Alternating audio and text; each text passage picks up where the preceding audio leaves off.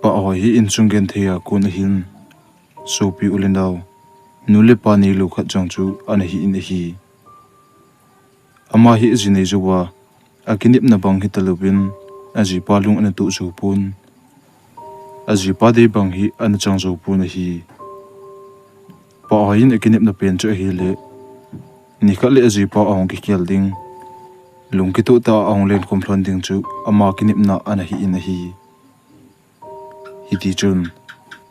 pa hoin ji nei zo ba hen aji pa hen ama hi an ngai lupun ato le tham lang hi zung le ana ki thu pi ji pun jingka ni la chun ana kina pi ji in hi ji chun pa hoin aji pa hi adi bang bunga om sa ji in ama in ni se asum le pai a hol ji in lo na adong ji in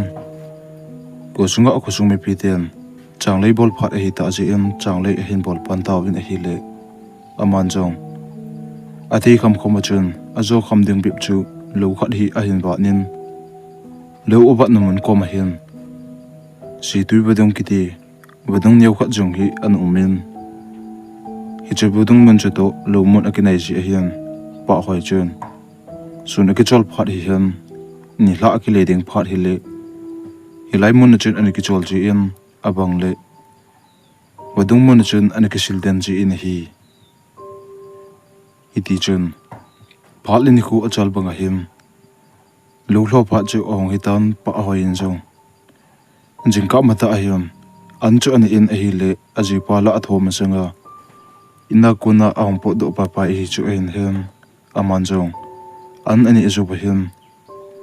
beng chen ki pu in tu cha ki pu in lo mun lang chun digin ani ki pa do ta na hi asung la apa zu hin pa hoin jong lo lam lam pi lang chu azun su ta na hi le alo za ba lo bol ho nu pa ho chen lung ki tu ta alo mun lang azat chu bi o ke jung ka ji pa hian e ngai lo hen lang ka to le ka tham lagin e ki thu pi thele tu ni a ama ho bang khu ka hi ding hi ka ji pa ong ki hel ding ka nga le le tin alunga agel puma chen lo mun lang chu an jun ta na hi pa hoi ji pa hi zu le sa ne chale do ma jong bol mi hi ji chun ni khat ahong ki le do ding chu ama ki nip na pen hi hin hi chu banga chun ti chan ge ya om dinga an na jot hi ta ji pa hoi in jong a ji pa chu ngai lu ta le iti a yang bol ji ba nga chun la set na le hla dai na nei lo bin a to ding bep chu a ki to ji in na chu a hen tong ji in hi ti chun lo mun ahlun pha la hian pa hoin jong a lo mun na ki chol na ding bu anei lo ji in lo lai sung la a thinglim noi kha na chun a pu chu koi hlan a beng chu koi hlan tu cha kha chu ki manin aman jong ni danga a lo hlo ban chu a hin hlo pan ki ta na hi ti chun sung ki chol pha la hian pa hoin jong lo mun a chang mai chu lo hlan chang mai le them khat bu ne ding a hin ki pu chu kila in wadong lang chu ajun phin wadong alhun jowin chang mai le ne ding ki pu chu wadong mana a hin ni in ani zu pha din thinglim no ya badong kom khat na chana ki chol don pa hoin jong ni si ana ato chu alel wal pha in chom khat be ki chol hen atin chom khat ki chol puma thingna lo na ho abet le pe na hin alung ge la chun o ka ji pa to kun khom hian lang na hi ki tong khom hian lang hi le hilai muna ki chol jong ki chol do min tin gen theina ki thu ho jong them khat ki le do min ti tin chom khat ki chol jo ba hian pa hoin jong a beng le thil le lo ha chu a hin pule in lo mun lang chu a hin le chu nin a lo hlo mo chu a hin hlo pan ki ta la hi iti chun ni hla lang hin ama jong ko dim hla ding ko na hin in langa ahong ki le in hi le in hlun jo ba hin jong aji pa chu amam pun jingka in adal ha banga chun in chu anaki dal ha na hi in hlun jo win pa hoin jong ina bu le me ki hunin azipa ahong kile ding chu ahin nga ina hi ni la ko tim la zo hen azipa iti anga azongle ahong kile momong thapun njan sot lenga hian azipa chu khampuma in lenga ahong kile in ahong thun chon ko chu ape to thun ko ni hon pi in kasena za lo ham ahin ti na hi le pa hoin jong ato na ako le chon ki pat do loi chelin in ko chu ahong in hi le azipa chon hichan ko ba ipidinga ko nain hon lo ham tin hichun pa hoin jong heo nong kile chu kan he phalo a hi te nong ding ka nga na kalel to a hi le in chunga ka to na mana ko na kana i mutha kha a hi e heo nei ngai damin atin hi le azipa chun no mai chabai nang to ka kichen kha hi ka kiche i tin aji nu chu asama ama to thun aji nu chu wo ka tin a bon jingle na kile pa pai ting hi tin aji pa chun azu don chu lel bal ji andin na aku na chun lu pai pai in pa hoin jong aji pa chu lu na aku na kai thobin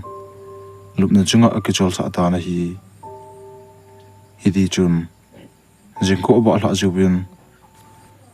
pa hoin jo aji pa na bo na chu lel sa sa chun in chunga bul me ho honin ahun men jo chun aji pa chu bu ne dinga akai thobin hi le aji pa chun nedu le kini ilang nedu lo le ni da o ti phanin pa hoin jong bu chu kini doin ani ajo phanin ana to na bon ha chu akibon kitnin beng kha chu ke pu kitnin lo mun lang chu an jon ta na hi di chun lo mun hlun jo ben pa hoin jong ni dang banga chun na a hin tong in hi le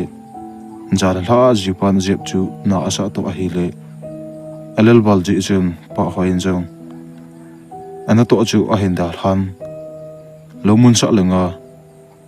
thinglim noi khat na chun ek chol don aman jong thinglim noya ki ngai puma ka ji pa hi ti ta le ahong ki hial do dem ti a agel puma amit asin puma chun aking ngai thana hi le pa hoi jong alal bal ji chun jan jong i mu khop lo he ji aking ngai thana mun chun ahong i mu than ai mu thla jo ba hin amang ta bang ata ta bang a hin alo bol na pa na ba donga chun tui chu gat halin tui thal pe lai ta hin om na kalanga ko na chun mi khat hin a hin ho pi in a hi le pa hoin jong mi khat ro chu za za chun a pe pe na akile hin a chu za na lang chu a be na hi le ngolang mel hoi ta khat hin ama om na lang a hin chot phe chu mu phanin pa hoin jong a tui thal chu adal han pasal pa om na lang chu a be tin ni hi le pasal pa chun o ka gala tui thal pa hoi hilai manga again thi thu a nitina na to ji ho khain ve ji le ngilkil dang cha thu puma ni si a hilai manga na chinga nong kun ji hi nagin thei le jingi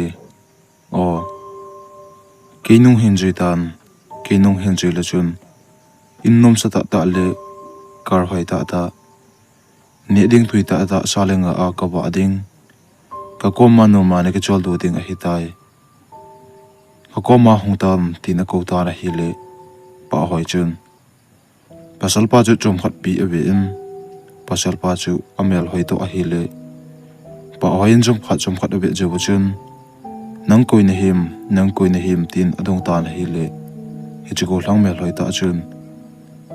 ke hi hilai mana cheng leng pa cha pa khi pa hoi nigin thi ni ko so tam ke ni hin jui le chun hilai munak patna gen theina thu ta lo ding salenga a ka ba ding in lo pi ta a ka pui lu ding na hi hilai munak gen theina thu hi khong bil chi phal le nakom kanai lu thei pun na gen thei bal tai ke kom hong dinga a hi le hi chu badung hi in kal kai le chun ke man hilaya kuna na pui tangi itin a hen la pa ai chung ko hlang pa chu adon but kinin ke ma jinei ka hitam na ko ma hong thei pungi tin hi le pasal pa chun pa chum khat chu pa hoi abe in adin na ako na chun wadung ka langa gamma sung langa chun akile lu ta na hi iti chun ngolang pa akile zo bahin pa khoi zo thingpunga ki ngai na muna ko na chun ahong king khang pa pai na hi le thingpung no ya ke chol na muna anaki ngai na ai mu lu pa pai le amanga thil mo chu a hengkel do in pa hoin jong amang ham ata ham a he thei pu na hi ichul man jong amanga athil mo chu ata a hi lo ding le ngolang mel hoi ta pa chu miem ta a hi lo ding a het phanin pa hoin jong thili ma gel chelo wa chun ana to chu a hin tong pan ki nian ni hla langa chun in langa a hong ki le ki ta na hi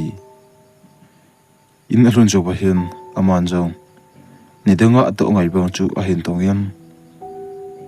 ni hla ting hi le a ji pa a hong ki le ding ananga do ji in hi ajing ne ko a hin pa hoi jong angai bunga chun na tong din lomun lag chu anu chun ki ta na hi le lomun a hlun hin ne dang to bang lo ba chun mai hi kai de du in alomun sung se che chu mai lom ajing de du in hi chun pa hoin jong akom ajit la ho chu abelele na hi le khaw kho chule ngan hing za dang dang ho chu aleng khom le le un lomun sung la se chu khaw ko pi chule gan hing dang dang gan hing ne ho chu adem se nu na hi pa hoin jo abi na hi le ni danga nu ngai lo khaw ko pi ho atam bal ji in pa hoin jong thingna khat chu ki manin chi thing du ho chun khaw ko pi ho chu azap le le in a hoi mang le le ta na hi ti chun chom khat ju bahin aman jong lo na chu a hin tong ki niam sun ke chol phat a hi ta ji im a beng sunga chun an dinga ni ding a pu ho chu lo mun sa langa thing phung lim noi lenga chun a pu phein lim noi pha pha chun ama jong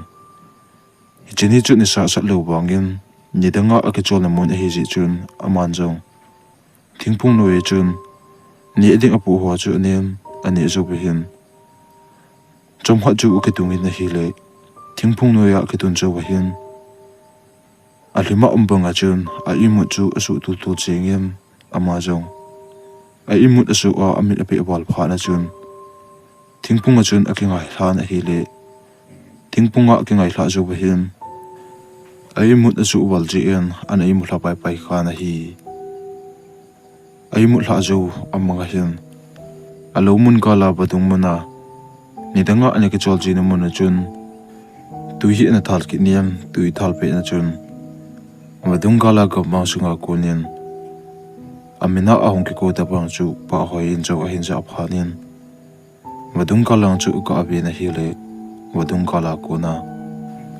jan henga amanga ahong ki lang golang pa chun ama omna lang a hin jo chu mun pa hoi in jo tu i thal puma chom khat pi be den chu hin chiko long pa chun wadung kala ka ma sunga ko na chun pa hoi chu a hin hopin o ka kala changkhat na lo bol no pa hoi kinong henjay tan innom ta ta ka puilu ding salinga a ka wa ding a hi tin chiko long pa chun akut na chun pa hoi chu ko ko ta ra hi le pa hoi en jong o ka kala ko lang keima jinei sa ka hitai keima nanong hinjoi theipung 18 anadon bukin ne hile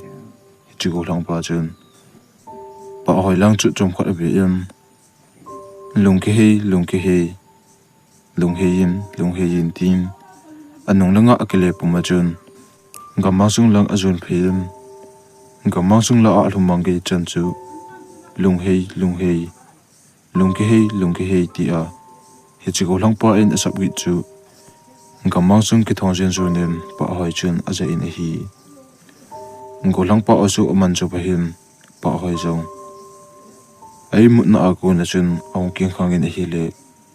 ake chon na muna ana i mut la ki ti hi chu ai net pha nen pa hoi en jong azan manga athil mo chu gelin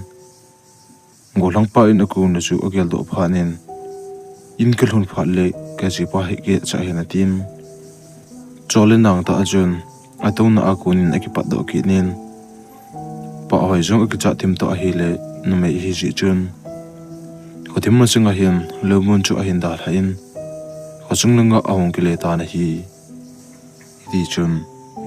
ni la ahin pa hoi jong bulme ahon min jo bahin aji pa ahong kile ding chu anga in suna amanga thil mo ho chu chule go hlangpan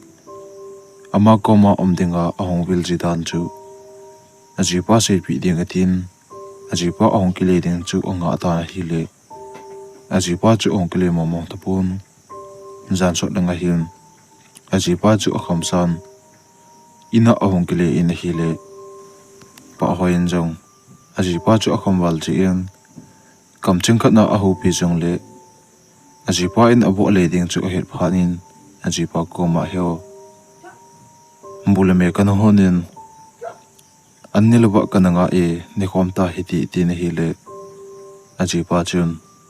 nanghon cha ne ding ka hi pui tin in chunga ajinon bulame ahon ho chu ape bun ape bu zu chun rumsung langa alu pa pa yin lupna chun akizam hlapa pai ta na hi pa hoin jo aji pa lungel che na ani ding atile aji pa in hiti a abol ho chu gialin laina ta ale hlasi ta achun in chunga aji pan mobile mebel ape bu ho chu lu khomin agil kel bal ji chun aji pa ananga langa agil kel to ahile mobile koma aja ho chu lu khomin gil kel oi ba na ding tim bulme chu ane ham ham ta na hi ti chun an ani zu hin pa hoi jong ima chu gel chidi lovin jingka le kisi pi tan ti tin leseta apama chun jan chu e chol do ta na hi ti chun jingka on tho do chu hin aman jo bulme chu hon minin ahon min jo hin aji pa chu ni dinga akobin hi le aji pan jong an ni dinga mobile mebel amna lang ahen ja pe na hin pa hai chun ki phalam ta in ajan manga ko hlang khanen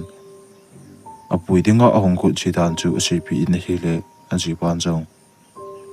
lomuna chu koi to nom khom ji a koi to na jon khom ji ham ti chun pa hai chu ayeng yenga ahobin hi le pa hai in jong shading hello ba laina ta chun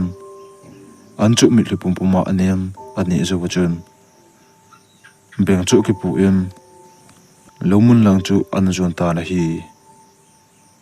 di chun lomun alun cho bahin alomu so ho chu abelele na hi le alomu su a chang ho chu pathei le jingem ana to na chang le mim ho phat ji chun aji pa in bol kin thein ho le ala sit na ho chu ki pa wan langa an hai mil le bin hi di chun pa ain jong ni dang banga chun lo a hlon mon chu a hen hlo ki nin su na hin ki chol na ding bu nei lo ji en ni danga ki chol na mon thinglim nei lang chu ana chun ki ta na hi pa hain jong thinglim noi pha jo hin an ho chu ani in ani e jo hin chom khat chu ki chol do ki ni na hi le ai mu chu ong su tu tulin thingphunga ki ngai thading le I mo thadinga a hlema ombanga chun thingphung langa akai tu tul ching in hi le pa hoin jong thingphung noya ki ngai tha a ki chol pu pu le ei mo tha ajan manga go hlangpa emoji chu agialin aman jong ai mu chu ho chu hai mel ding tin lomun lang chot phe ding tin hi le atuna a ko na ki pa do gu ta chun alung ong wain alung wain lama chun adin na a kunin ale lu ta na hi pa hoi jong ale lu zu chun kho helo wa ki jam pai pai in amang ta bang ata ta bang chun wadung mun lang chu khutim ding ko la hin an zur phiin wadung mun pha pha hin wadung ka langa ko na mi khat chalo agin ta bang a hin jan pa hoi in jong wadung ka lang chu ka abe na hi le ni danga an mo jing ko hlang pa chun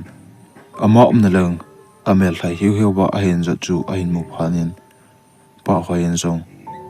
chom khat pi chu abe na hi le ngolang pan jong wadung kala gamma sunga ko na chun pa hoi chu ahin hupin ani thum chan na ahin jong pa hoi ko ma chun kanung hen jaitan ni ding tuita ta salenga kani sa ding in thupi ta ta a kapuilu ding na he kanung hen jaitan negen theina asot wal ta itin ahin la pa hoi chun kam cheng khat jing in jong anadon put ta pu na hi chun go lang pan jong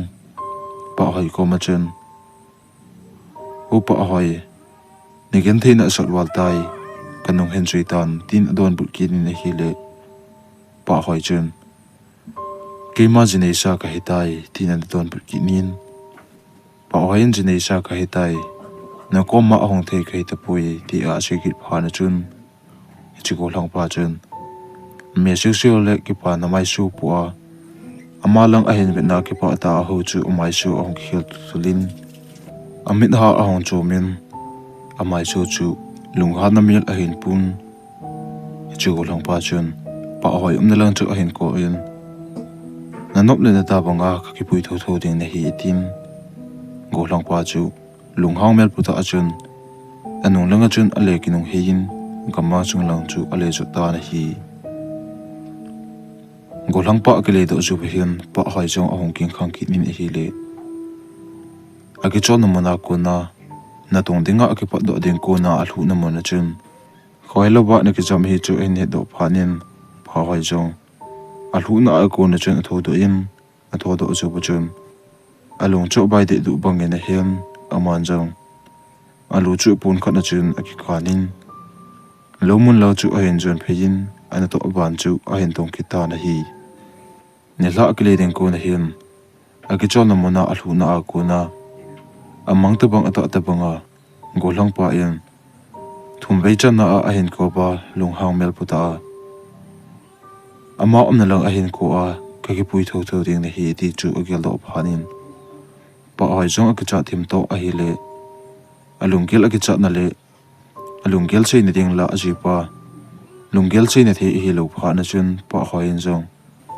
la sita achun in lang a hin jon ta na hi ti chun phale ni khu achal bang hin alo muna thingphung no ya ki chol muna a imu na su ji hole alima umbanga thingphunga ki ngai hladinga alungel pi ji dan ho chu alungel jon akai ji ta pun a imu jong asu ji ta pun chule ngolang pa chu azan mang jeng en jong ong kilang ji ta pun hi ni khadi angai bangin pa hoin jong lobo chun na a hin tungin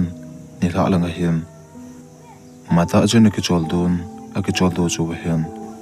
a ponchen ani chen ho sop ding chu a hin gelin aman jong I ponchen ani chen ho isop pai pai le ei jong ki kisel pai pai tan ti itin pa hoin jong a biang chu ki pu in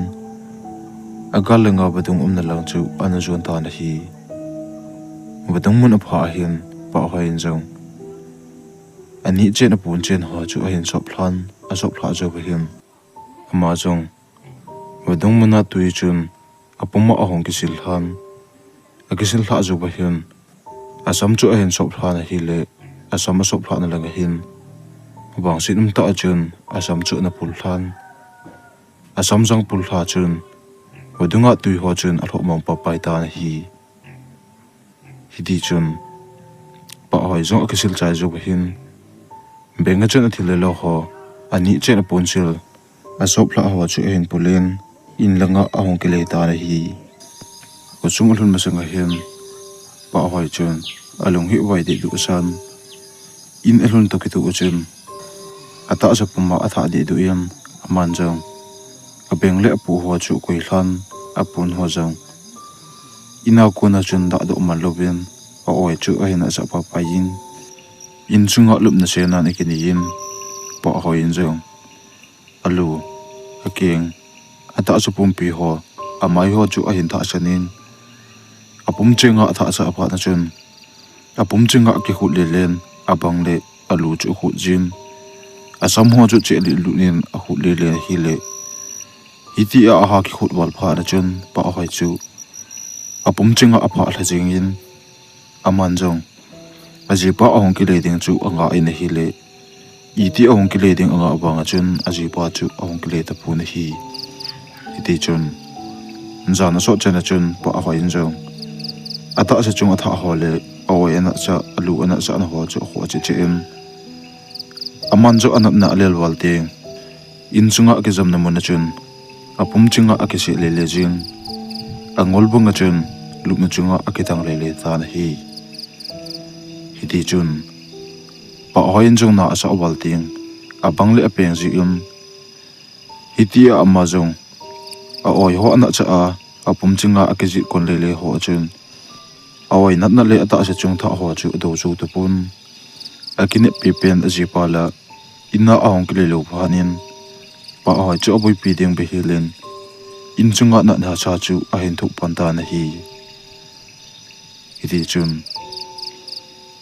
jan khoba hi le chun pa hoi in jong anat na chu a hin thu in khoba hla di langa hiam awai nat na le ata sa chung ho alu ho atha na a ko na chun tem kha chu ahong phadomin a hin la ata sa chung atha na chu a be nai pun hi khoba hla chu hiam pa hoi in jong awai anat sa na ho chu ahong phan a hin la ati chung atha na ho bang a phachung pun hi ni khadi amazong na tha sa tu thu pha na chun ata sa chung ho chu be thi sa dai ta pun apum chinga adu de du in aki ko na ho chu maha apop le lu ching in hi ni khadi aji pa in lenga ahong kili in ahong lu na chun ji na chu in chunga adam mo jong he phaloin in chunga akitom le le in aman jong aji nu chu ko win a hinda aji nu pa hoi chu apau thei ta pu ni hi iti chun aji nu ho thi lo hi pha la chun aji pan chong khampum pum ma chun in chu da than aji nu in na ha sa thu chu a he pi ta pu ni hi ni khari pa hoi ji pa jong aji don na akuna in le hong ki le gu lai ta hin lam ka la chun aji don chu khom wal ji in lam chu zo thei ta lo bin lam ning na alang la achun alhun alhu jo chun alel to ahile akhon wal ji chun akizam na akunin hu a heta pu na hi iti chun pa hoi ji pa jong akizam na akuna chun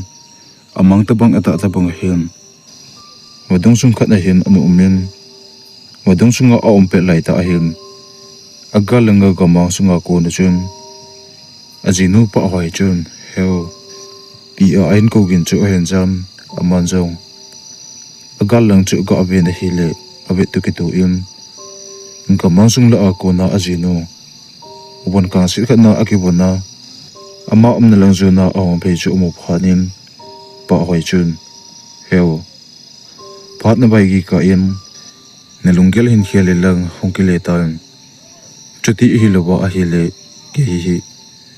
tuni akun na koma thei ta loading ka hi pa pai ta heo ein ke puidu a hi tai tin chomkha ju ba chun wadung agala ka bang sunga ko na chun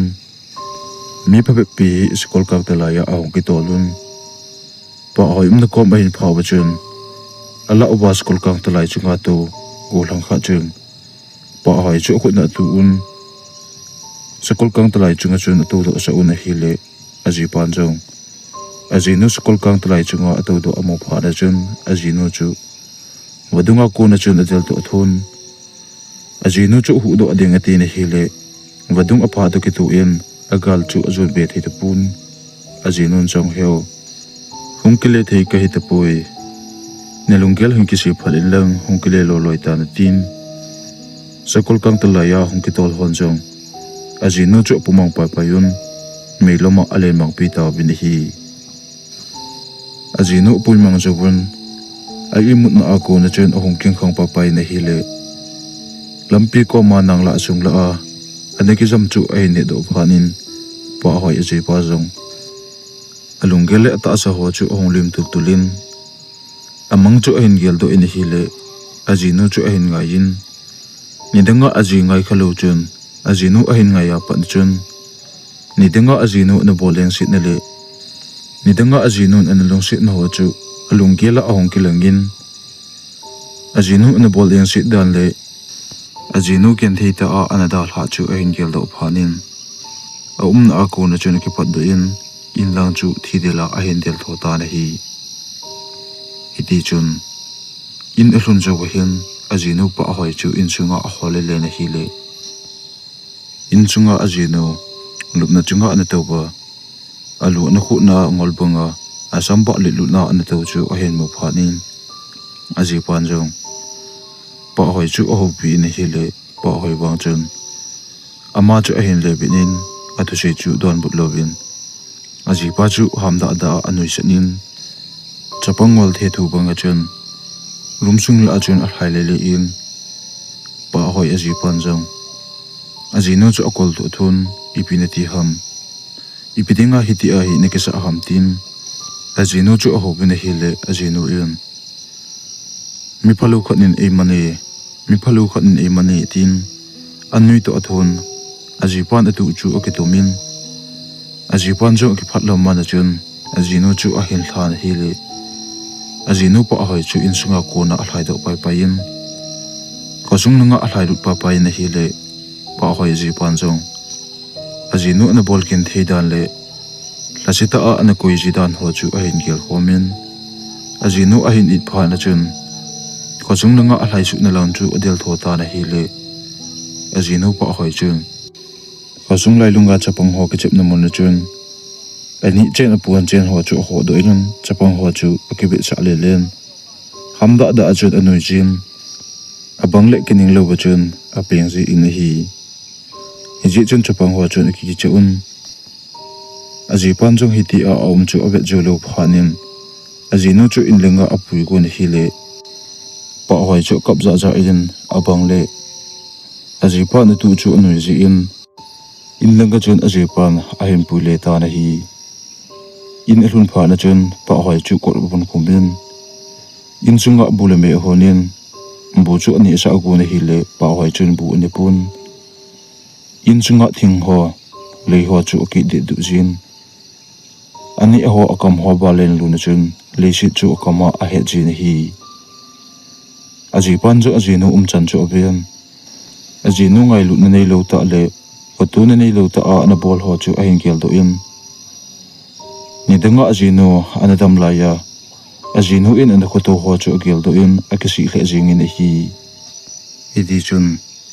ni tum zo bahin aji pan jo azan manga ajino ahong kila adan le sakol kang ta laya mi them khanin ahong pui manga chu gelin ajino hi abola le lungkel chungola om hi chu ene do phanin tim kau ho khat hi ka kovin ajino chu ave cha ta na hi le chu tim kau pu chun pa hoi ji pa ko ma chun na bai gi tai tun phat akilet nungen ke man ima bol theina kanei zo ta poi na jino hi masanga konin tu a alo thlo na mon ko ma badunga chengtem ama hi ana dei cha no him tun ama hi a hla hi akile la o hitan ni danga chu ama hi chithla te chum ana to ka the lo bu ahin wadung sunga agisil na a samja ga kun ama hi ahin to kha the yoba alungkel asu ngol pi uba ahla hi to ki chen pi ding ati hin tun bang kin ama hu do na ding thanei na ima kanei ju ta puitin hi chun pa hoi ji pan jong ajinu achang se a loba na kun sa ji hole ajinu khotu na nei lo ta a na bol ji ho chu gilin ajinu na phat lai gil do in phat chi sa ho chu ko ko ta hi idi chum phalini ko achal bang hin chi them ko bu chum ajinu don tinga lo Chenpi ho chu iti adon cha awangin ajinu chu phachum di lovin alungel chu ahangol che che in ni danga sangen a chan le khan chan ho chu za chom che che ta na hi idi chun jan khat hi ama jong jan hi nom tai ni ke sol don jengka awang tho do ju hin in chunga ajinu a hole le na hi le ajinu chu ama chu mo mo ta pun kosung bel ho chu chun le len kosung se che chun jong a hole le na hi le ajinu chu ama chu ta pun na hi hi chun man jong ajinu ama chu lo phanin kosung pi te ko ma ke thopi na athu mi na hi le kosung pi ten jong Azino hol pi ding chu pha ain sa un ama hon jong ni che achun azino chu ahen holun hi le iti ka ma sung khosung vel la hi jong le amun mon achot wangun pa hoi chu ananong mo tu pu na hi iti chun lakat ta bang chu azino pa hoi chu ahen holun lakat ta bang hol chu ba amolo phanun ama hon jong athi hidinga agin mo phanun ana hol tu pu na hi ni khari gamleng ho jong in langa ahong kile langun ni danga pa ahoyin lo ana thon mun chu ahin pha phanun chopkhat aki chol du un a hile thilnam hi ahin ja un ama hon jong thilnam ahin ja phal ba hin masanga ana hol mo jingu pa hoi chu ahin gel do phanun akom ajit lau chu hole le un a hile badung aning lai ta a sung le sung ki ka a pa hoi ti sa a nam the thu a anum chu ai mu do phanun gamleng hon jong wasumi pi te he chaun aji pan jong ajinu ata sa ai mu do he phanin ape pe nin ni danga pa hoin lo ana hlon mun lang chu adel taw be na hi iti chun pa hoi ji pan jong ajinu ti sa a ai mu do phana chun ajinu ti sa chu okolin kapum pum ma chum now ningai damian kesi lumol ji en thina chan ki na tu in tun ke kong kile do nongin nangla num tapun idi ka chaga hin khu ka hin man deng hitam tin ajino thilon chu kol do thun amun chun khawla ta na hi idi chun khochung pi ten jong pa hoi ji pa chu amu phanun aji pa chu ahin puile un ajino ta sa chu khochung nanga ahin le pu un khosung pha ma sanga thi a thi hi ji in ajinu thilong chu khosung pa ma ga ma sungin ahin gu do pai pai ta bin hi idi chun phalin ni khu achal bang him pa hoi ji pan jong avela ji na nei ki tapun ate nunga hin aman jong ajinu ngai wal je in ajinu in ni danga lo ana hlon mun lang chu jun pin ni danga ani ki chol ji namon na chun thingpung no ye chun akitung thla na hile akitun thla a thingpunga kingai thla jo bu chun alima ombanga chun ahongi muhlan ai muhla jo wa hen amang ta bang ata ta bogin agal langa budung umna langa chun wadung ninga anumin aman jong wadung chung la abe lile pe lai ta hin agal langa ka ma sunga ko na chun ajinun heo ti a ahin ko gin chu ahin za za ahin gamang sung lang chu ka abena hile ajinun ama omna lang ahin za chu amun ama ate ta awangin ajinu chu midanga amel put bang apun ajinun jong heo phat abai gi nong hita jong le nen kumandan ka hin ve chu ji pun ka hin ngai le jinge heo phat hi na bai gi da hi hen lang nakoma anakileng khom hile o itinok ding hitam heo phari bai gi nong hita jong le kain ngai jingi tun ke nang koma thei ke tapun he jong le hongwang phalang hongdam se sel ta tin ajino chun lai seu seu chun aben gamang sung langa akile lu ta na hi ajino akile do ju hen thingpunga akingai na aku na chun ahong king khangin hi le akingai la a ai mu la jawa ajinu ahong kila dan chu agel do phanin ajinu angai na chu asang ti chen ajinu na bai hla na chu agel in hi le apuna le jegin mitli pum pum ma chun na pe ni chu lo pulin china pe ni chu to na mon thingphung noi chun ahin mu ta na hi thusim akichai tai aban ananga akitaw hiti nabonan mangpha